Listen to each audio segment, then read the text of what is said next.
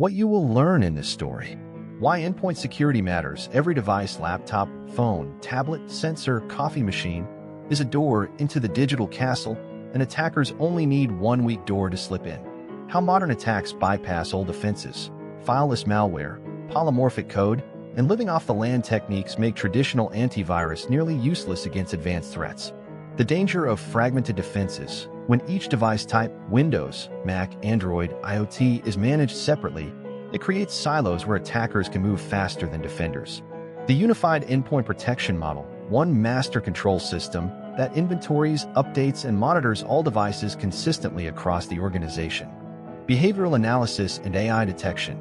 Instead of just spotting known bad files, advanced security learns normal routines and flags unusual behavior, like a digital detective. BYOD, bring your own device security. How containerization protects company data on personal devices without invading employees' private lives. The Internet of Things IoT risk. Why even smart coffee machines and factory sensors need security, and how isolating IoT networks reduces risk. Cloud and remote work security. VPNs, cloud access security brokers, and zero-trust security ensure safe connections no matter where employees work. The business impact of better security. Fewer breaches, faster response, lower costs, and freedom for employees to work securely from anywhere. The human side of cybersecurity, curiosity, problem-solving, teamwork, and continuous learning are as important as the tools, and Maya begins dreaming of becoming a future chief digital guardian. Chapter 5: The Digital Perimeter. The emergency alert reached David Chen at 2:17 a.m. on a Thursday morning, waking him from the deep sleep that had become increasingly elusive since accepting the role of Chief Information Security Officer 6 months earlier. His smartphone displayed a cascade of red notifications from the Security Operations Center. Critical, multiple endpoint compromises detected. Advanced persistent threat indicators confirmed. Immediate response required. David rolled out of bed, his mind already racing through the implications. As CISO for a global manufacturing company with 87,000 employees across 34 countries, he knew that endpoint compromises represented the most common and potentially devastating attack vector in modern cybersecurity. Every laptop, desktop, mobile device, and increasingly, every Internet of Things sensor on the factory floor represented a potential entry point that sophisticated attackers could exploit to establish footholds within the organization's digital infrastructure. By the time David arrived at the Security Operations Center 30 minutes later, his team had assembled around a wall of monitors displaying what looked like a digital crime scene spanning 3 continents. The attack had begun with a coordinated spear phishing campaign targeting employees in the engineering department, but it had quickly evolved into something far more sophisticated and dangerous. "Talk to me," David said, settling into the command chair and pulling up the incident dashboard on his workstation. "We got confirmed malware on 47 endpoints across manufacturing facilities in Germany, China, and Mexico," reported Sarah Kim, his lead endpoint security analyst. "The malware is exhibiting advanced persistent threat characteristics. It's been dormant for weeks, collecting credentials and mapping internal network topology. Last night, it activated simultaneously across all infected systems and began exfiltrating intellectual property related to our new electric vehicle battery technology."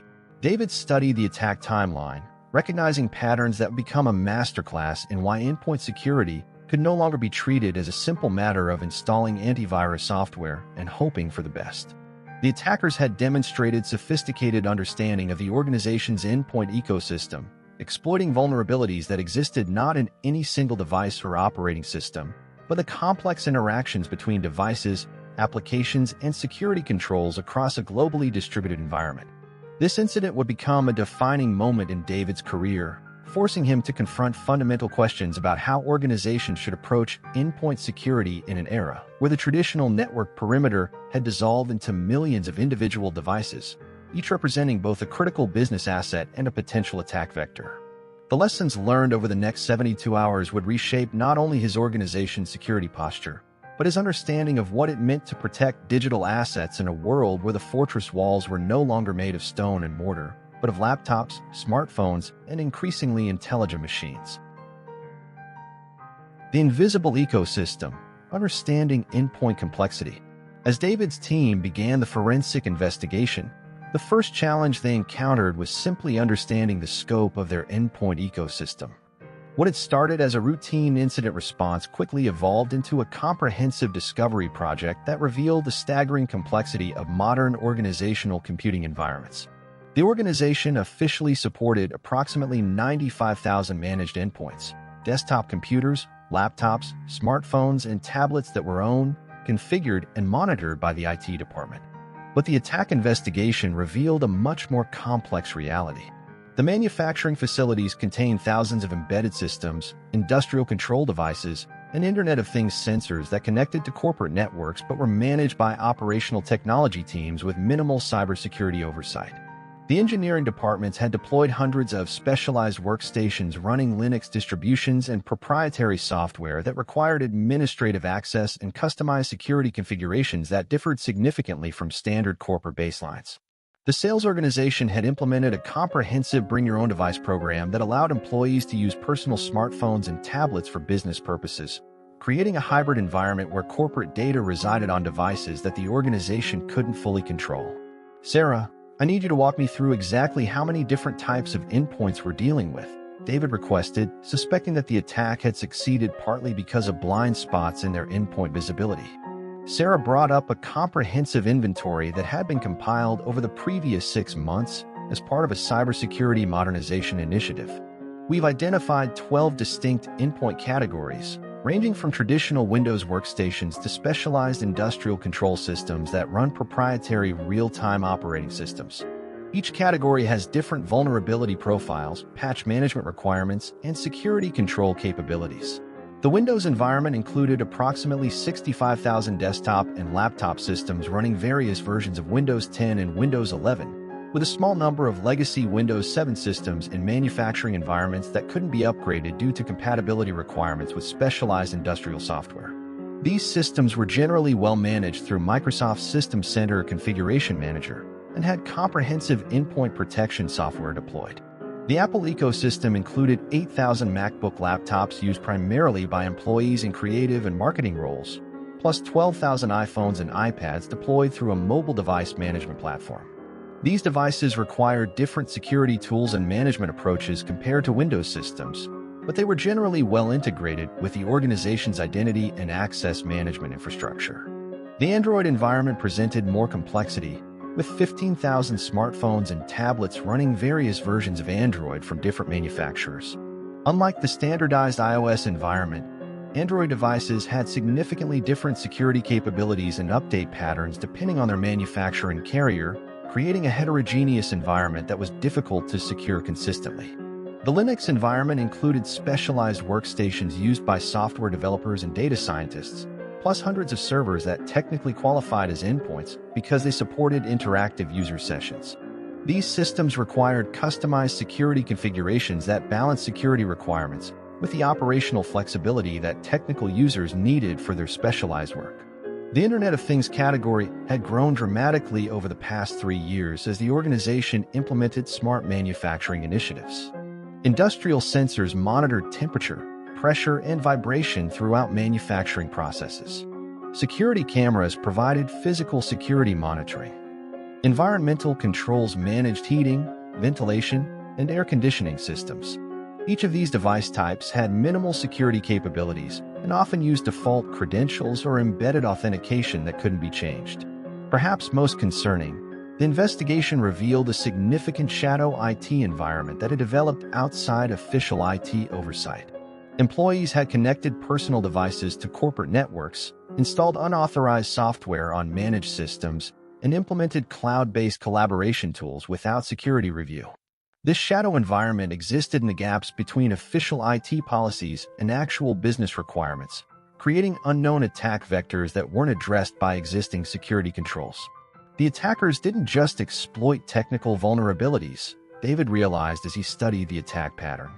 They exploited our lack of comprehensive visibility into what endpoints actually existed on our network and what security controls were protecting them. The malware had specifically targeted the gaps in endpoint visibility and management. It had spread through personal devices connected to guest networks, jumped to official corporate systems through file sharing, and ultimately established persistence on industrial control systems that had never been included in security monitoring or patch management programs. This pattern reflected a fundamental challenge facing every organization in the digital age. The endpoint ecosystem had grown far beyond the traditional IT environment of desktop computers and servers to include every device capable of network connectivity and data processing. Effective endpoint security required not just protecting individual devices, but understanding and securing the complex ecosystem of interactions between devices, applications, and network resources. The integration imperative, unified endpoint management. The incident investigation revealed that the organization's endpoint security challenges stemmed not from inadequate individual security tools, but from the fragmented approach to endpoint management that had developed over years of tactical technology implementations. Different types of endpoints were managed by different teams using different tools with limited integration or coordination. Windows systems were managed through Microsoft System Center Configuration Manager by the corporate IT team. Apple devices were managed through Jamf Pro by a separate mobile device management team. Android devices were managed through Mobile Iron by the same mobile device management team, but with different policies and procedures. Linux systems were largely unmanaged, with individual system administrators responsible for security updates and configurations. "David, we need to talk about the elephant in the room," said Jennifer Walsh, the organization's director of IT operations. "We've got 7 different endpoint management platforms operated by 4 different teams with no centralized visibility or coordination. When this attack started spreading, we couldn't even get a complete picture of what systems were affected because our management tools don't talk to each other." The fragmented management approach had created several critical vulnerabilities that sophisticated attackers could exploit. Security patch deployment happened on different schedules across different device types, creating windows of vulnerability when some systems were protected against specific threats while others remained vulnerable. Security policy enforcement varied significantly across platforms, enabling attackers to move laterally between device types that had different security configurations. Most critically, the organization lacked centralized visibility into endpoint security status and behavior patterns. Each management platform maintained its own database of device information, security events, and policy compliance status. Security analysts investigating incidents had to access multiple separate systems to understand the full scope of endpoint compromises, significantly slowing incident response and increasing the likelihood that attacks could spread undetected. David recognized that addressing these challenges required more than simply purchasing additional security tools. The organization needed to fundamentally rethink its approach to endpoint management, moving from device-type-specific solutions to a unified platform that could provide comprehensive visibility and control across the entire endpoint ecosystem. "Jennifer, I want you to lead a project to consolidate our endpoint management capabilities," David decided. "We need a single platform that can manage security policies, deploy patches, and monitor threats across every type of device on our network, regardless of operating system or device ownership model." The unified endpoint management approach would implement several key capabilities that were impossible to achieve with fragmented tools. A single inventory database will provide real-time visibility into all endpoints connected to organizational networks, including managed corporate devices, personal devices participating in bring-your-own-device programs, and Internet of Things devices that might not traditionally be considered endpoints. Centralized policy management would enable consistent security configurations across all device types, with platform-specific implementation details handled automatically by the unified management platform. Password requirements, encryption standards, application restrictions, and network access controls could be defined once and enforced appropriately across Windows, macOS, iOS, Android, and Linux environments. Coordinated patch management would eliminate the vulnerability windows that resulted from different patching schedules across different device types. The unified platform would prioritize patches based on organizational risk assessment rather than vendor release schedules, ensuring that the most critical vulnerabilities were addressed quickly regardless of which devices were affected. Comprehensive monitoring and analytics would provide security teams with complete visibility into endpoint behavior patterns, enabling rapid detection of anomalies that might indicate compromise. Instead of analyzing separate log streams from multiple management platforms, security analysts could investigate incidents using unified data that showed the complete timeline of endpoint activities across all device types. The technical implementation of unified endpoint management required careful attention to the diverse capabilities and limitations of different endpoint platforms. Windows systems offered comprehensive management APIs that enabled detailed policy enforcement and monitoring. Apple devices provided more limited management capabilities that prioritized user privacy and device performance over administrative control. Android devices varied significantly in their management capabilities depending on manufacturer and enterprise mobility management enrollment models. Internet of Things devices presented the greatest challenge because many lacked the processing power or network connectivity required for traditional endpoint management agents. The unified platform needed to accommodate devices that could only be monitored through network traffic analysis and might require specialized security controls such as network segmentation or application layer filtering. The bring-your-own-device environment required careful balance between organizational security requirements and employee privacy expectations. The unified platform needed to enforce security policies that protected corporate data while respecting employee ownership of personal devices and compliance with privacy regulations in multiple countries. Perhaps most importantly, the unified endpoint management approach needed to integrate seamlessly with the organization's broader security architecture. Identity and access management systems needed to provide device authentication and authorization. Network security controls needed to enforce device-based access policies. Security information and event management systems needed to correlate endpoint data with network and application security events. Policy-driven security, the governance foundation. As the incident response continued into its second day, David's team discovered that the malware had succeeded partly because the organization's endpoint security policies were inconsistently defined, inadequately communicated, and irregularly enforced.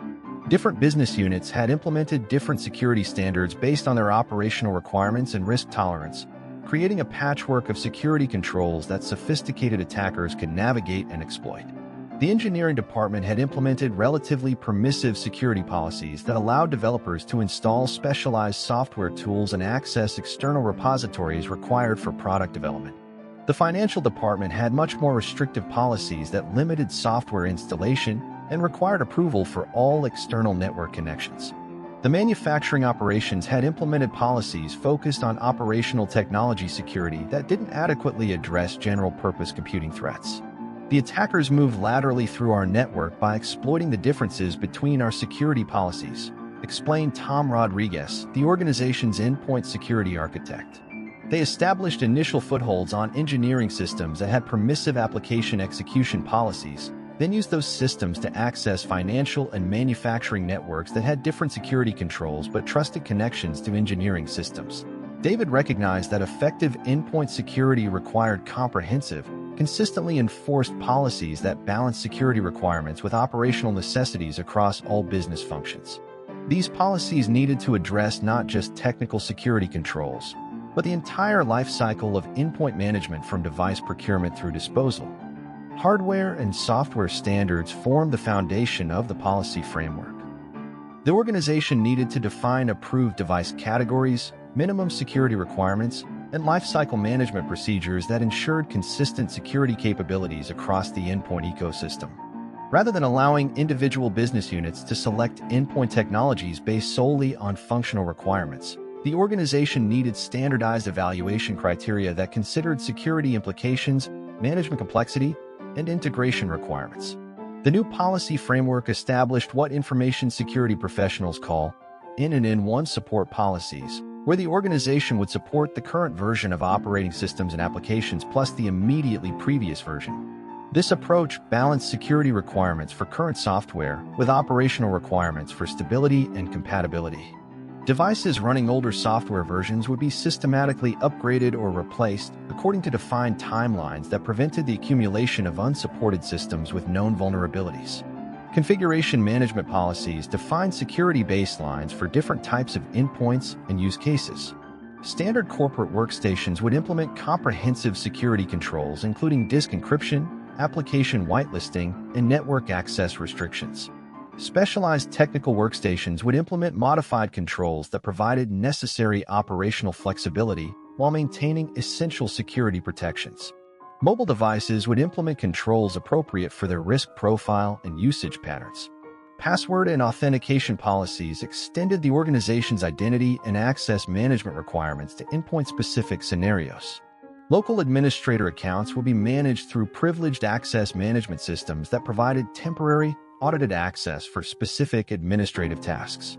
User authentication would require multi-factor authentication for access to sensitive applications and data, with adaptive authentication that increased security requirements based on device risk assessment and user behavior analysis. Encryption policies required full disk encryption for all mobile devices and laptops that might contain sensitive data or be used outside secure organizational facilities.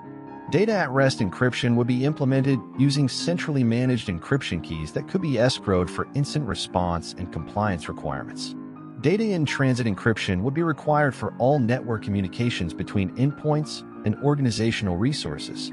Remote access and network security policies define how endpoints could connect to organizational networks and resources from external locations. Virtual private network connections would be required for remote access, with additional security controls for devices connecting from untrusted networks. Network access control would verify device compliance with security policies before allowing network connectivity, automatically quarantining non-compliant devices until security issues were resolved. Software installation and execution policies balance security requirements with operational flexibility by implementing application whitelisting for high-security environments and application blacklisting for standard corporate environments. Software deployment would be managed through centralized systems that verified application security and compatibility before allowing installation. Personal software installation would be permitted on designated device categories with appropriate security controls and monitoring. Data handling and retention policies define how sensitive organizational data could be stored, processed, and transmitted on endpoint devices.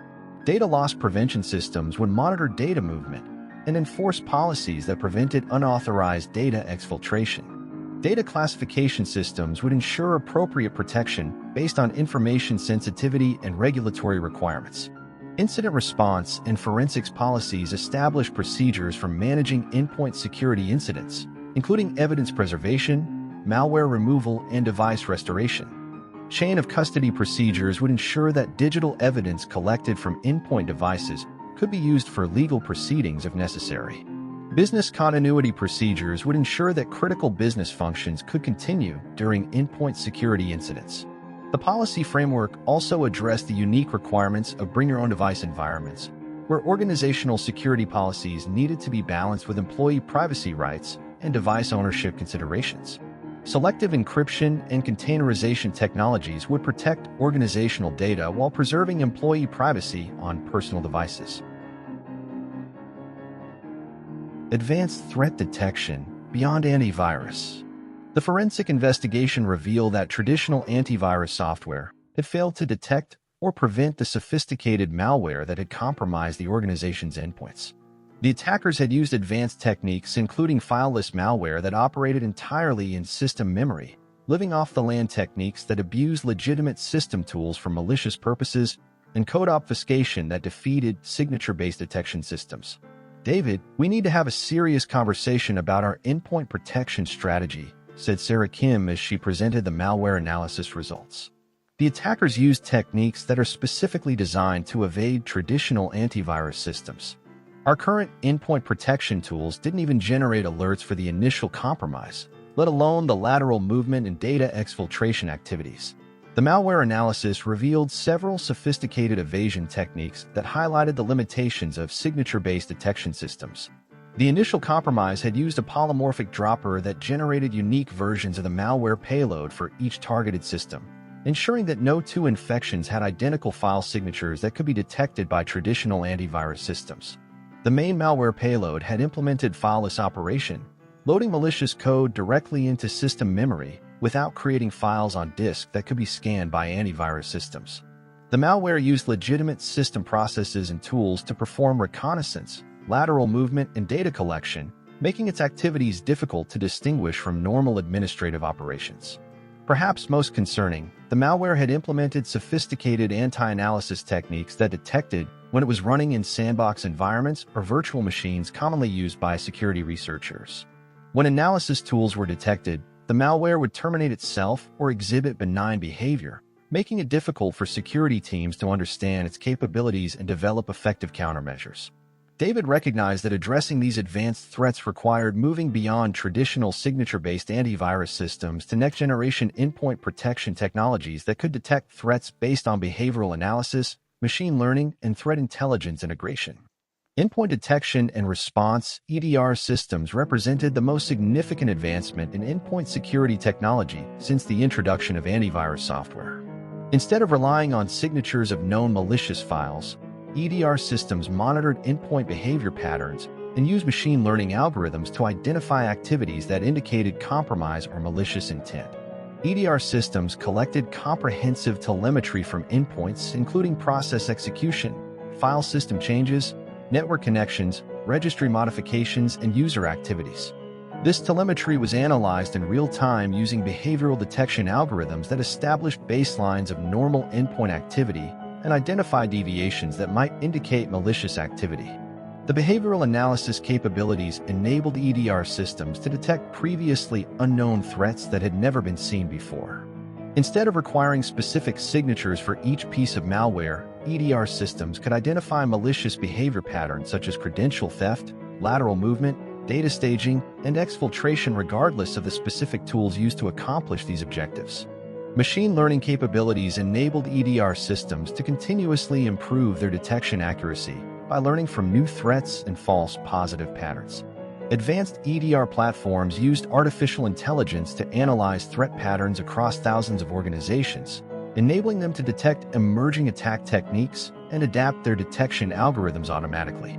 Threat hunting capabilities enabled security analysts to proactively search for indicators of compromise across the endpoint ecosystem. Instead of waiting for automated alerts, threat hunters could use EDR data to investigate specific threats, test security hypotheses, and identify sophisticated attacks that might evade automated detection systems. Incident response automation capabilities enabled EDR systems to take immediate containment actions when threats were detected. Compromised endpoints could be automatically isolated from network resources, malicious processes could be terminated, and malicious files could be quarantined or removed without requiring manual intervention by security analysts. Application control technologies complemented behavioral detection by restricting which applications could execute on endpoint systems. Instead of allowing any software to run and hoping that antivirus systems would detect malicious applications, application control systems implemented default deny policies that only allowed explicitly approved applications to execute.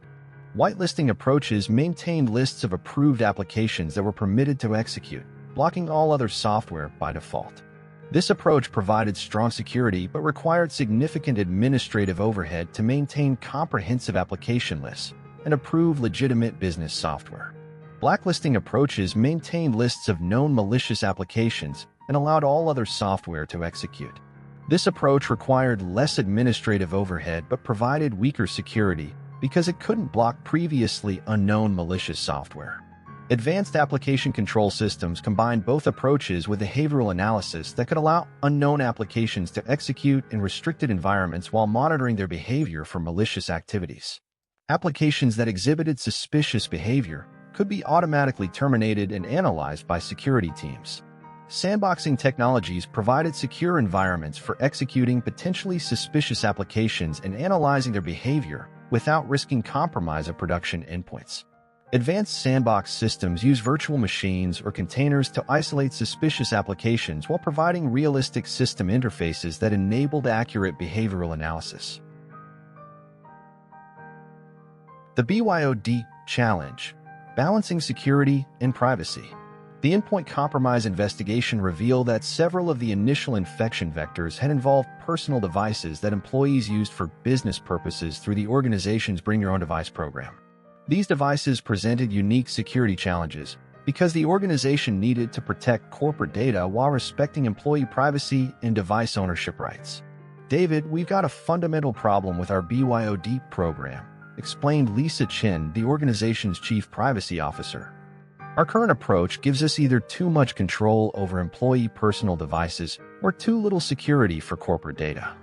The attackers exploited this gap by compromising personal devices that had access to corporate email and cloud applications but weren't subject to the same security controls as corporate-owned devices. The Bring Your Own Device program had been implemented 3 years earlier in response to employee demands for flexibility in device selection and the organization's desire to reduce hardware procurement costs. However, the program had been designed primarily around cost savings and user satisfaction rather than comprehensive security requirements. Employees were allowed to use personal smartphones, tablets, and laptops for business purposes after enrolling them in a mobile device management system that implemented basic security policies.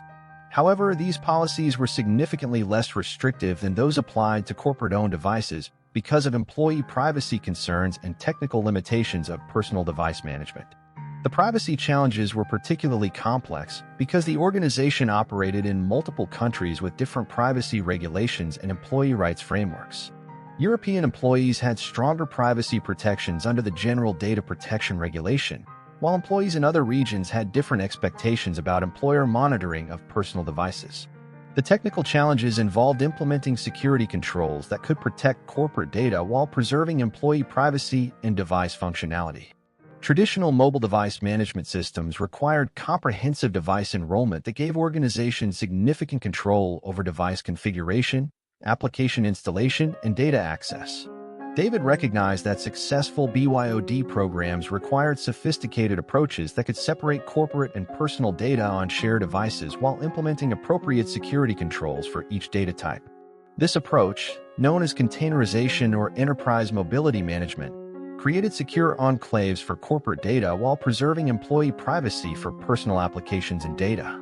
Enterprise mobility management platforms implemented several key capabilities that enabled secure BYOD programs.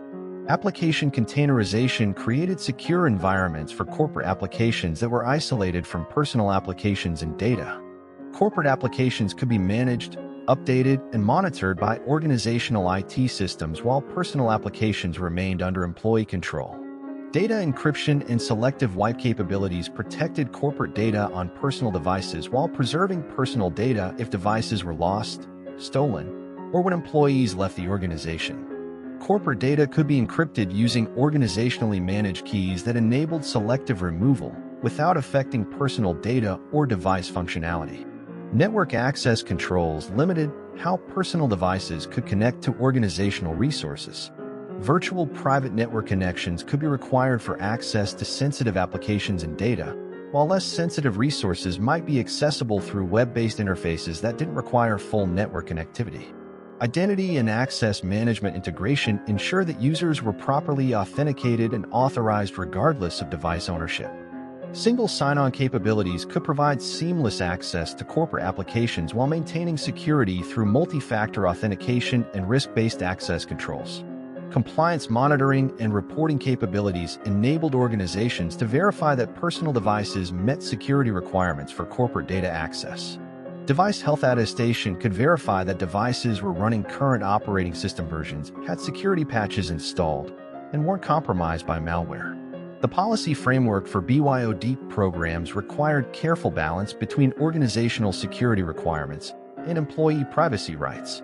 Clear legal agreements needed to define organizational rights to monitor corporate data access, implement security controls, and retrieve corporate data when employees left the organization. Employee training and awareness programs needed to help users understand the security implications of using personal devices for business purposes and their responsibilities for maintaining device security. This training needed to address both technical security requirements and privacy considerations that might affect employee willingness to participate in BYOD programs. The incident had demonstrated that BYOD security failures could have far-reaching consequences beyond the initially compromised devices. Personal devices with access to corporate email and cloud applications could serve as launch points for attacks against organizational infrastructure, making BYOD security a critical component of overall cybersecurity strategy. Emerging frontiers, IoT, and cloud integration. As David's team completed their analysis of the endpoint compromise, they discovered that the most concerning aspect of the attack wasn't what had happened, but what could have happened if the attackers had focused on the thousands of Internet of Things devices throughout the organization's manufacturing facilities and office environments. The manufacturing facilities contained industrial sensors, control systems, and monitoring devices that were connected to corporate networks but had minimal security controls. These devices often used default credentials, couldn't be updated with security patches, and had no capability for endpoint protection software. If the attackers had targeted these devices instead of traditional computers, the impact could have extended to production systems, safety controls, and physical security infrastructure. Sarah, I want you to lead a comprehensive assessment of our IoT device security, David instructed. We need to understand what devices are connected to our networks, what security capabilities they have, and how we can protect them against the types of attacks we just experienced. The IoT assessment revealed a staggering ecosystem of connected devices that had been deployed throughout the organization without comprehensive security planning. Manufacturing facilities contain thousands of sensors that monitored temperature, pressure, vibration, and other operational parameters. These devices transmitted data continuously to monitoring systems that controlled automated production processes. Office environments contain smart building systems including environmental controls, lighting systems, security cameras, and access control systems. Conference rooms had video conferencing systems, wireless presentation devices, and smart displays. Even seemingly simple devices like printers and coffee machines had network connectivity and computational capabilities that could potentially be exploited by attackers. The security challenges presented by IoT devices were fundamentally different from traditional endpoint security because these devices were designed primarily for operational functionality rather than security. Many devices had minimal processing power and memory that couldn't support traditional endpoint protection software. Others had embedded operating systems that couldn't be updated or reconfigured after deployment. Device authentication and access control presented particular challenges because many IoT devices use simple authentication mechanisms such as default passwords or shared credentials that couldn't be easily changed. Network communication was often unencrypted and used simple protocols that weren't designed with security considerations.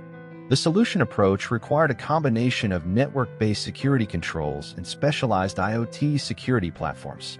Network segmentation could isolate IoT devices from critical business systems, limiting the potential impact of device compromises. Network monitoring could detect unusual communication patterns that might indicate device compromise or malicious activity. Specialized IoT security platforms could provide device discovery, vulnerability assessment, and behavioral monitoring for devices that couldn't support traditional endpoint protection software.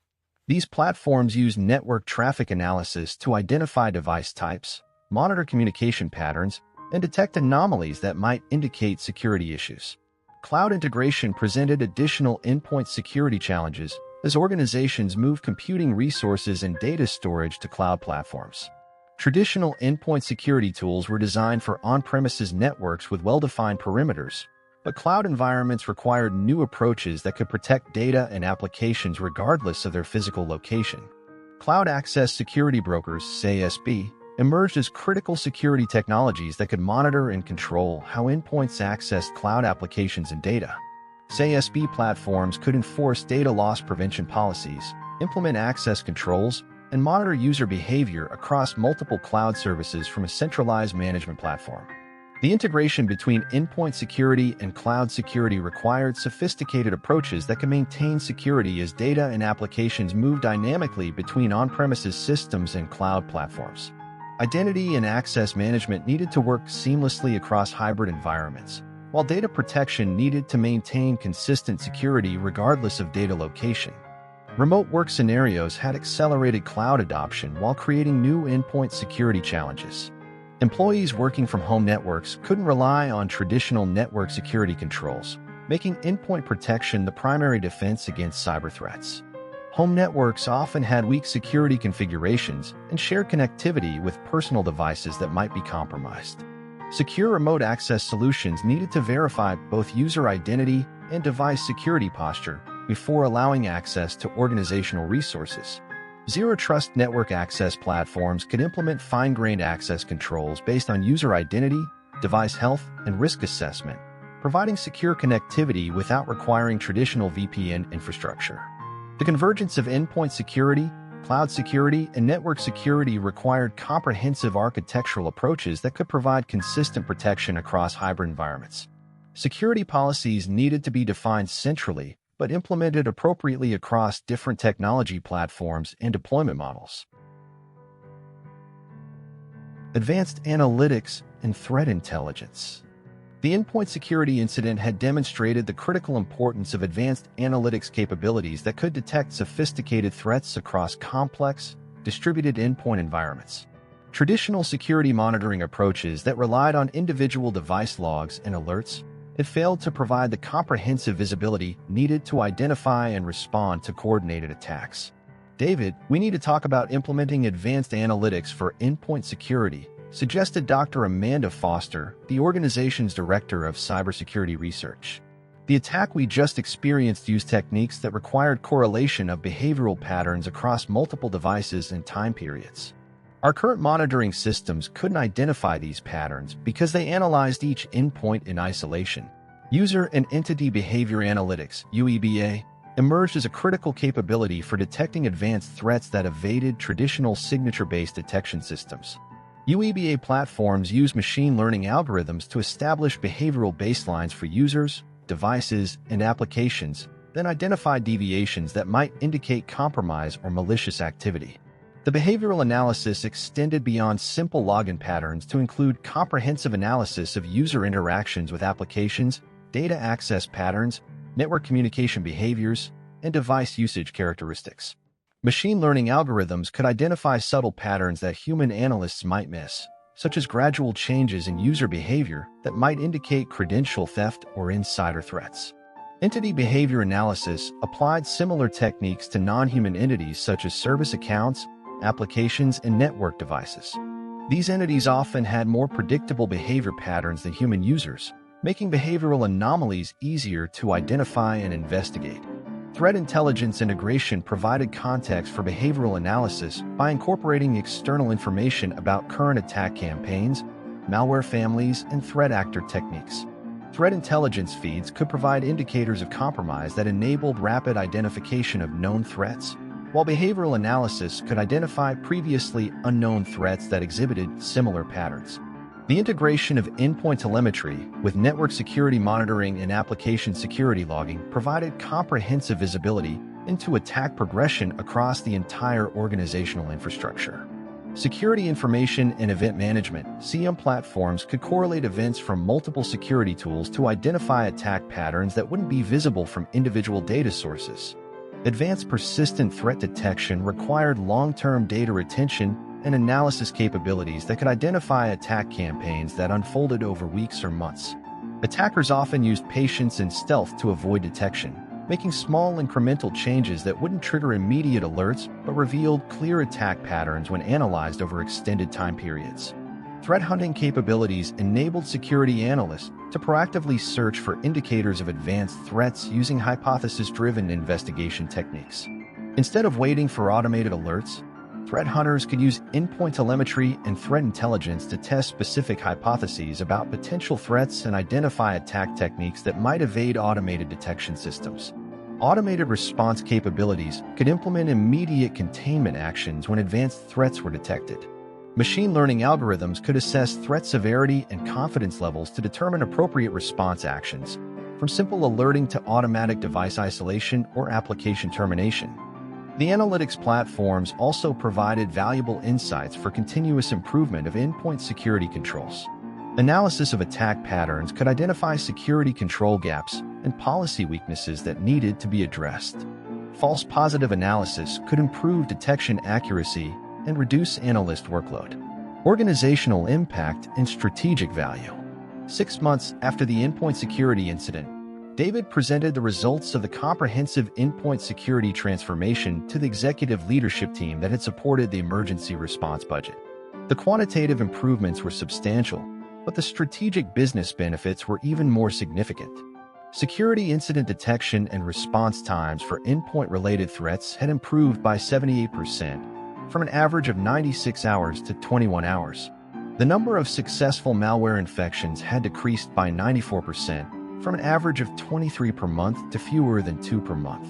Employee productivity had increased due to reduced security disruptions and improved device performance. The unified endpoint management platform had reduced operational costs by consolidating multiple management tools and eliminating redundant licenses and maintenance contracts. The standardization of security policies across all device types had reduced administrative overhead while improving security consistency. Perhaps most importantly, the comprehensive endpoint security program provided the foundation for advanced business initiatives including secure remote work programs, bring your own device expansion, and Internet of Things deployments that would have been too risky under the previous security architecture. The total investment in endpoint security transformation had been $4.7 million over 8 months. The organization's estimated losses from the original endpoint compromise, including incident response costs, intellectual property theft impact, business disruption, and regulatory compliance expenses, totaled $18.3 million. The return on investment calculation was compelling, but the long-term value of comprehensive endpoint security exceeded simple cost avoidance. The security program enabled new business capabilities, supported digital transformation initiatives, and provided competitive advantages through improved operational efficiency and security confidence. Professional development and career pathways. David's successful leadership of the endpoint security transformation established him as a recognized expert in enterprise cybersecurity management, leading to board appointments and consulting opportunities with other organizations facing similar challenges. However, the most valuable outcome was the development of comprehensive cybersecurity leadership skills that would serve him throughout his career. Endpoint security represents one of the most dynamic and challenging specializations within cybersecurity. The field requires understanding of multiple technology platforms, threat landscapes, and business requirements while maintaining comprehensive knowledge of emerging technologies and attack techniques. Career advancement in endpoint security typically involves progression from technical implementation roles to strategic architecture and management positions. Senior endpoint security professionals may become responsible for enterprise security strategy, regulatory compliance, or executive leadership roles that influence cybersecurity practices across multiple organizations. The skills developed through endpoint security experience transfer effectively to other cybersecurity domains and general technology leadership roles. Understanding how endpoint security integrates with network security, identity management, data protection, and security operations provides the foundation for comprehensive security architecture expertise. For cybersecurity professionals interested in endpoint security specialization, David recommended gaining hands-on experience with multiple endpoint platforms and security tools.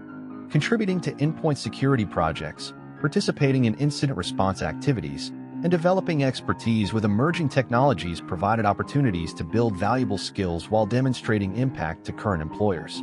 Professional certifications including CompTIA Security Plus, ISC Superscript 2 CISSP, and vendor-specific certifications from Microsoft, VMware, and endpoint security vendors validated technical expertise and supported career advancement.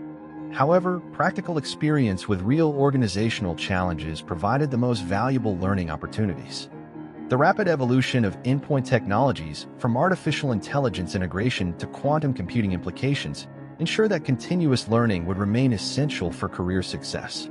Professional development through industry conferences, peer networking, and ongoing education enabled endpoint security specialists to stay current with emerging threats and defensive technologies. Foundation for network security.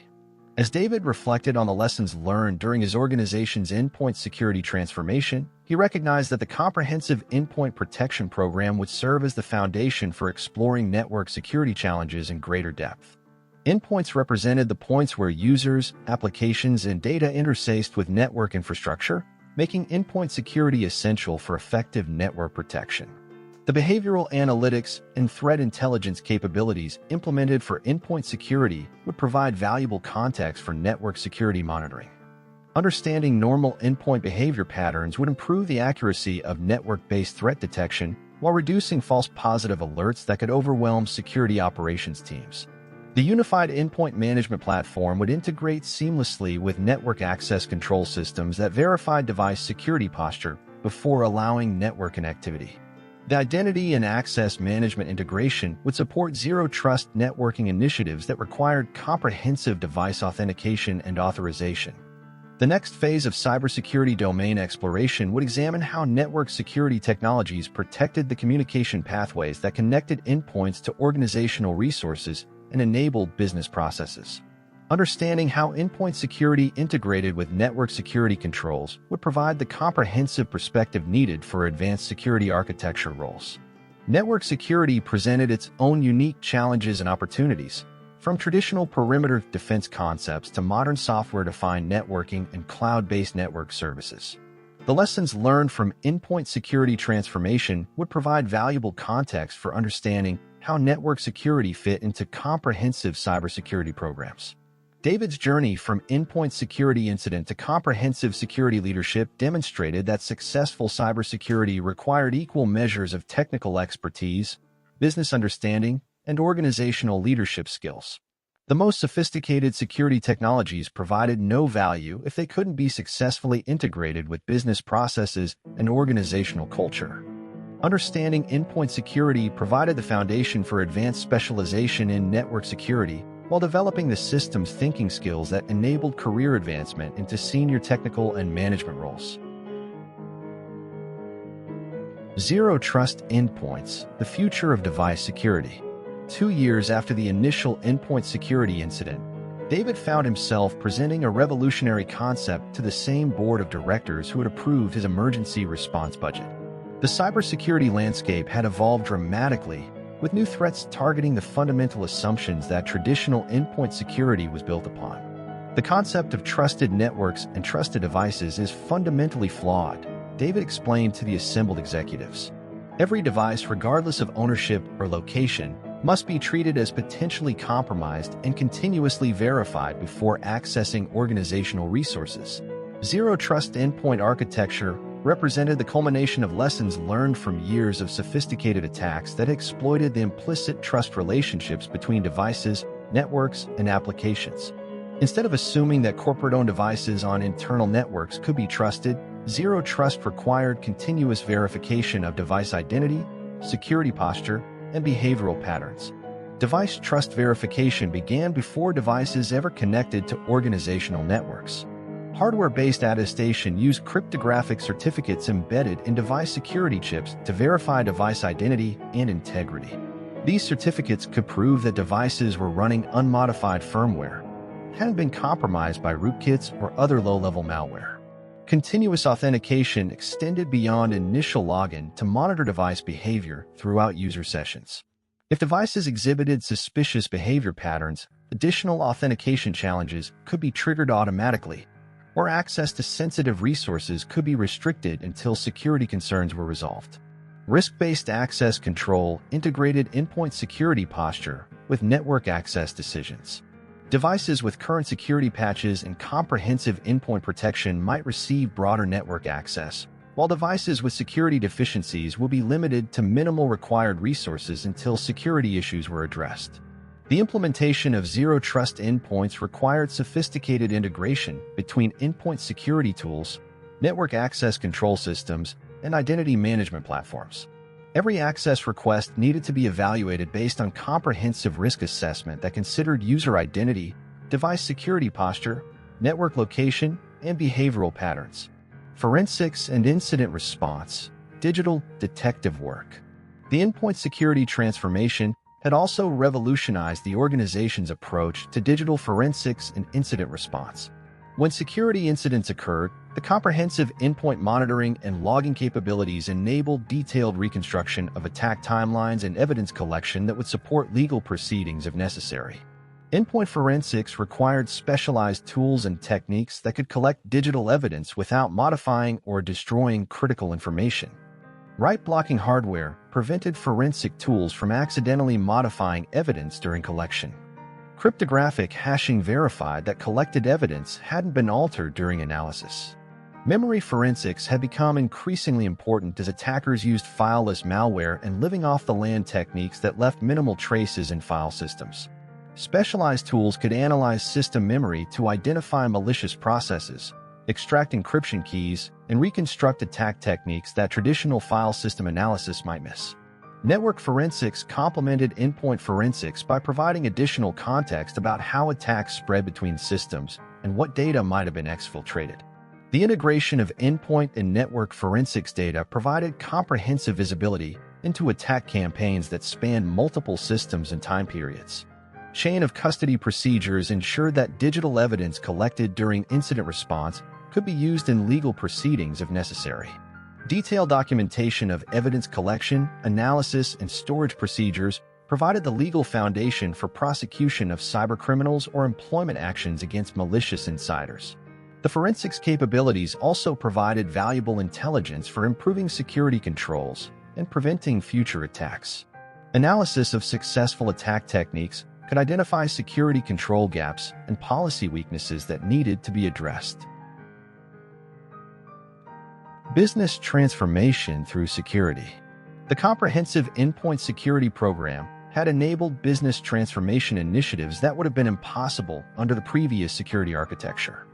Secure remote work capabilities had enabled the organization to expand its talent pool globally while reducing facility costs. Bring Your Own Device programs had improved employee satisfaction while reducing hardware procurement costs.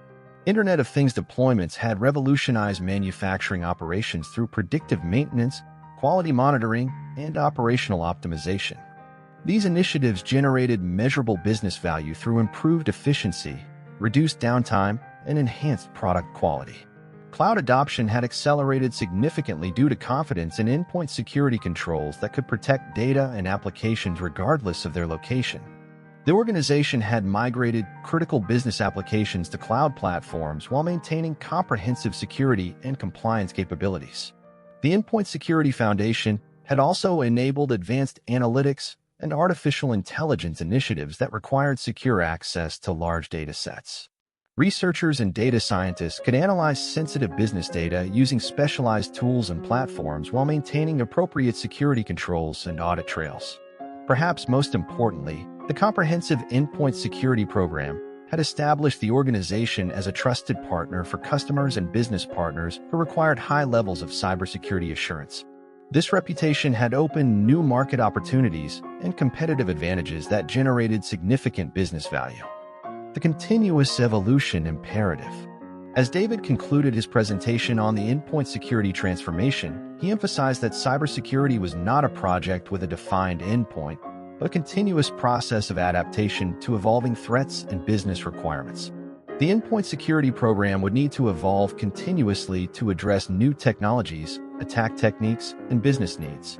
Artificial intelligence and machine learning were being integrated into both security tools and business applications, creating new opportunities for both improved security and new attack vectors. Quantum computing research threatened current cryptographic systems while offering potential for quantum-resistant security technologies. The Internet of Things would continue expanding into new domains including healthcare, transportation, and critical infrastructure, creating new security challenges that would require innovative approaches to device management and protection. Edge computing and 5G networks would enable new business capabilities while creating distributed attack surfaces that traditional security architectures weren't designed to protect. The most successful cybersecurity professionals would be those who could adapt to these evolving challenges while maintaining deep understanding of fundamental security principles that remain constant across technological changes. The Endpoint Security Foundation provided the technical depth and strategic perspective needed to navigate this evolving landscape successfully.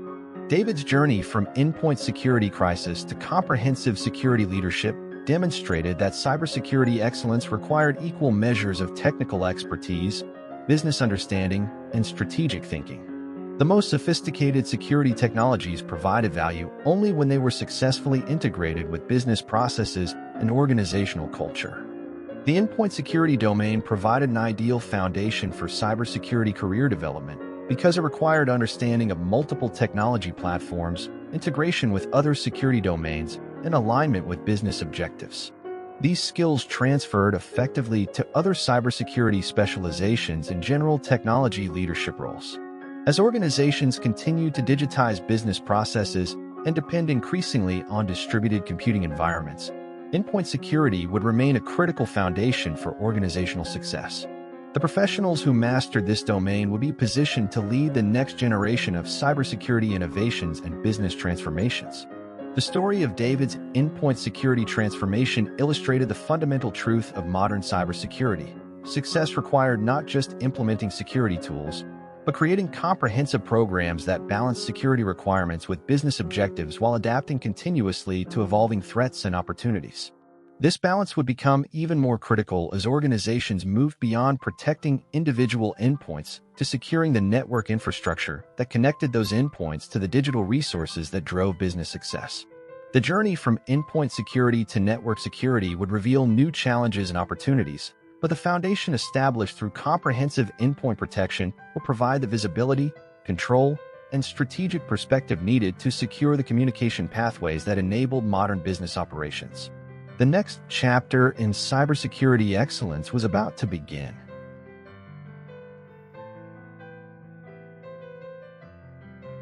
If you enjoyed this video, be sure to subscribe to the channel for the latest updates.